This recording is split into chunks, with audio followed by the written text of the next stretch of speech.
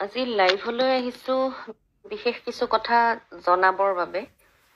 কালি নিশা 9 বজাৰ পিছত হৈ যোৱা এটি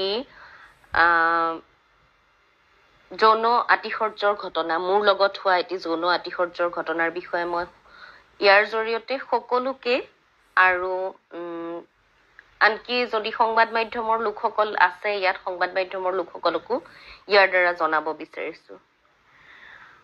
কালি এজন চলচ্চিত্ৰ পৰিচালক, অসমৰ এজন বিশিষ্ট চলচ্চিত্ৰ পৰিচালক, নাম জ্বলা বিশিষ্ট, তেখেতৰ পৰিচয়, তেখেতৰ নামেই পৰিচয়, আৰু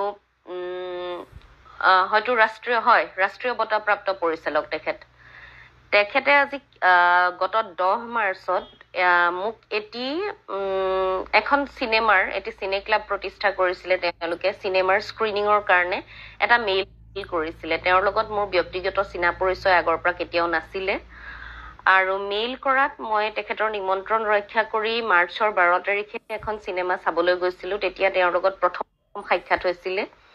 তাৰ পৰৱৰ্তী পৰ্যায়ত এবাৰেই কথা পতা হৈছিলে। এবাৰ কথা পতাৰ পিছত পৰৱৰ্তী পৰ্যায়ত তেওঁ মোক হোৱাটছএপত বিভিন্ন ধৰণৰ ইনস্পিৰেশ্যনেল বা মটিভেশ্যনেল ভিডিঅ' বা মেছেজ তেনেকুৱা ধৰণৰ বস্তু দিয়ে।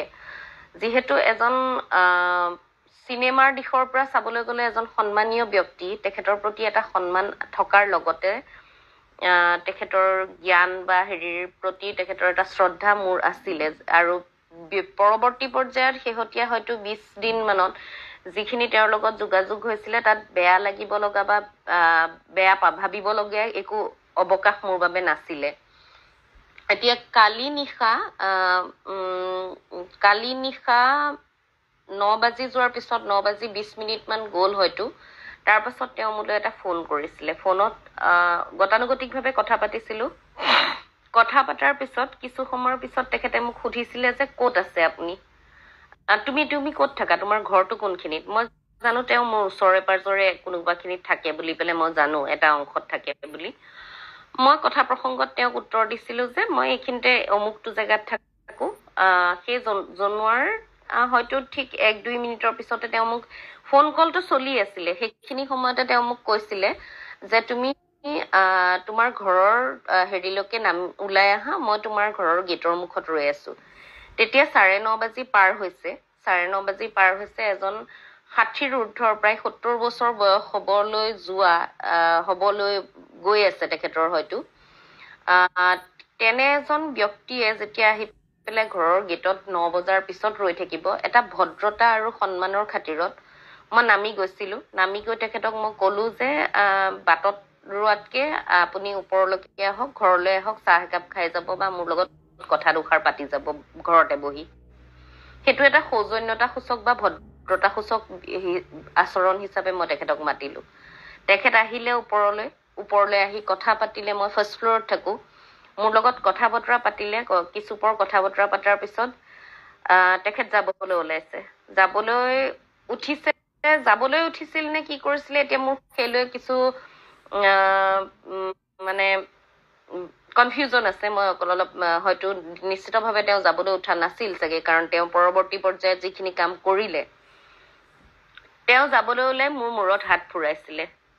ঠিকে আছে, ভাল লাগিছে। প্ৰায় পিতৃৰ বয়সৰ মানুহ, মূৰত হাতখন ফুৰাইছে, ভাল লাগিছে। তাৰপিছত তেওঁ মোক সাৱটি ধৰিলে। তালৈকে ঠিক আছে, সাৱটি ধৰাটো একো ডাঙৰ কথা নহয় এজন মানুহে আনজন মানুহক।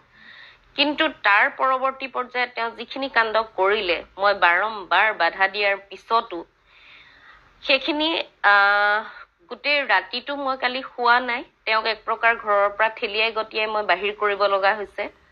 মোক শৰীৰৰ যিকোনো অংশত খুব বেয়াকে তেওঁ স্পৰ্শ কৰিছে। বাৰম্বাৰ মই বাধা দিয়াৰ স্বত্তেও মোক জোৰ জবৰদস্তি হেঁচা মাৰি ধৰি ফোৰ্চফুলি মোক চুমা খাইছে। মোৰ দেহৰ, মোৰ যৌনাংগ পৰ্যন্ত, মোৰ স্তনৰ পৰা আৰম্ভ কৰি মোৰ যৌনাংগ পৰ্যন্ত স্পৰ্শ কৰিছে। বিচনাত পৰ্যন্ত বগৰাই লৈ মোৰ গাৰ ওপৰত উঠি তেওঁ, এইটো এক প্ৰকাৰ ধৰ্ষণৰ চেষ্টা আছিল বুলি ক'ব লাগিব। গতিকে এই অপমানখিনি তেনে এজন ব্যক্তিৰ পৰা মই কিয় ল'ম? তাৰ কোনো কথা নাই। তেওঁৰ ইমানেই যৌন তাৰণা বাঢ়িছে, তেওঁৰ ইমানেই যৌন লিপ্সা বাঢ়িছে, তেওঁ যাওক ক'ৰবাত গৈ পেলাই পইচা দিলে তেনেকুৱা যৌনতা, সস্তীয়া যৌনতা কিনিবলৈ পায়, য'ত তেনেকুৱা যাওক, ৰেড লাইট এৰিয়াত যাওক।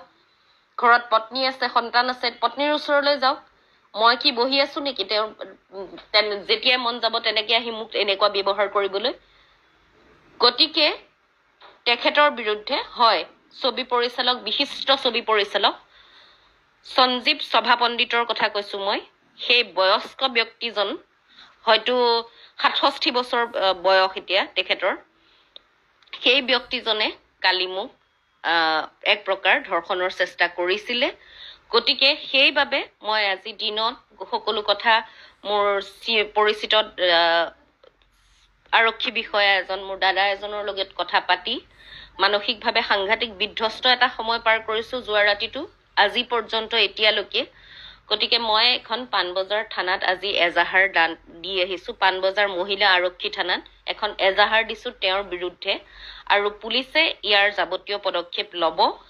আৰু বাকীখিনি মই এই লাইভত অহাৰ অৰ্থ এটাই যে সমাজত যিখন ভদ্ৰতাৰ মুখা বৰ মানুহৰ, বিৰাট ভদ্ৰ মানুহ এজন ইমান ডাঙৰ হৈছে, অমুক হৈছে, তমুক হৈছে, বঁটা পাইছে, বাহন পাইছে, কিবা কৰিছে, ভাল ভাল কাম কৰিছে, এই ভদ্ৰতাৰ মুখা পিন্ধি থকা মানুহবিলাকৰ মুখাবিলাক খুলিবলৈ মন গ'ল মোৰ, আৰু খোলাটো জৰুৰী। এই পৰ্যায়লৈকে যাবলৈ তেওঁক কোনেও অধিকাৰ দিয়া নাই, মই দিয়া নাই, কোনেও দিয়া নাই। মই ৰিমলি বৰকটকী বুলি নহয়, আন ছোৱালীকো তেনেকে তেওঁ স্পৰ্শ কৰাৰ অধিকাৰ নাই। তেওঁৰ এজনী জীয়ৰী আছে, কিছুদিন আগতে স্ক্ৰিনিঙত চিনেমাৰ মই দেখিছিলো, তেওঁক লগ পাইছিলো।